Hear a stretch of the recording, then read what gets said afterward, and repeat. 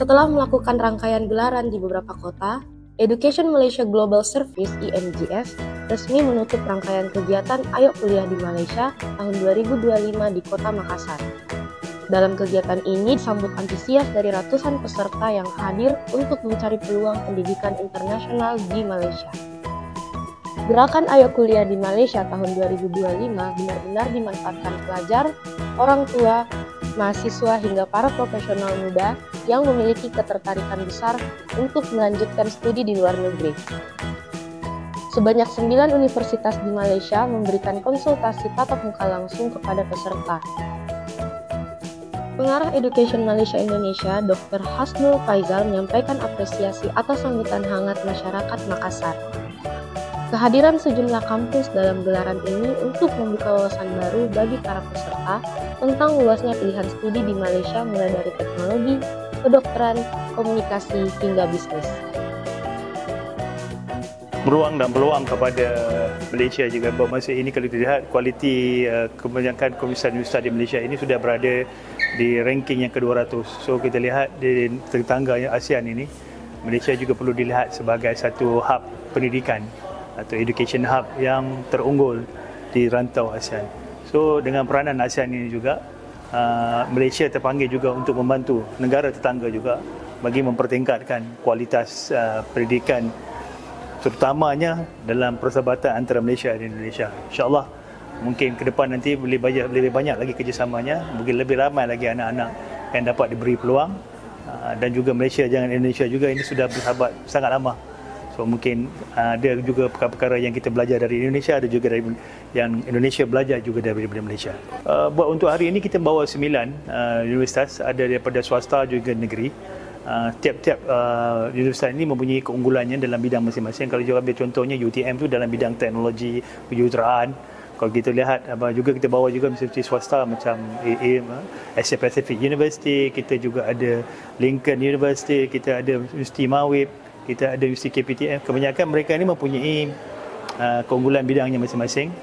Mungkin boleh datang, lihat, mungkin boleh diberitahu juga kepada umum untuk mereka juga hadir pada hari inilah. So kalau kita lihat sebenarnya peluang ini lebih terbuka cerah kepada anak-anak yang mungkin melihat pendidikan itu satu perkara yang sangat penting.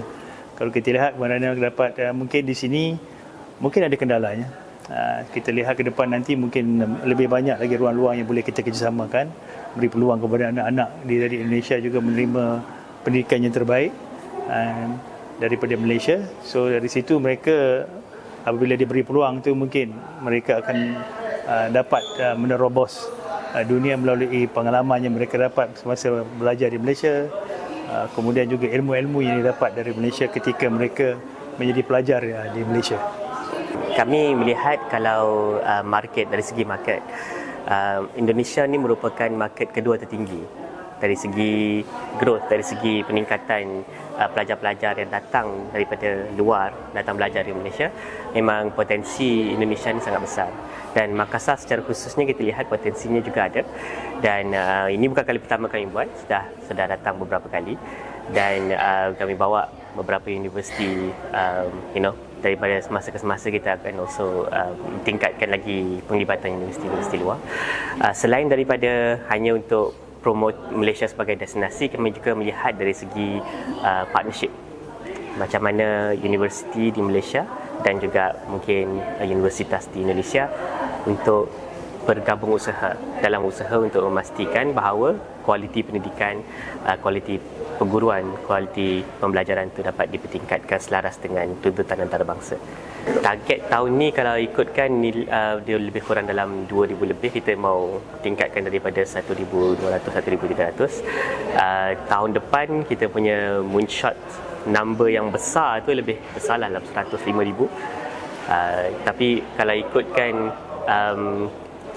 aspirasi Kementerian Pendidikan Tinggi Malaysia, pada tahun 2030 kita mahu lebih kurang 250,000 pelajar antarabangsa belajar di Malaysia. Itu termasuk sekali dengan bilangan pelajar-pelajar daripada Indonesia. Harapnya dengan program-program sebegini, satu, the share of voice ataupun nilai market Malaysia ni menjadi lebih besar dan lebih diyakini di Indonesia dan juga di rantau Asia Tenggara. Melalui IMGS ini diharapkan dapat terus menjembatani akses informasi pendidikan global ke lebih banyak daerah di Indonesia. Dengan ilmu kesiapan dan keberanian untuk melangkah lebih maju dan menjadi bagian dari komunitas global.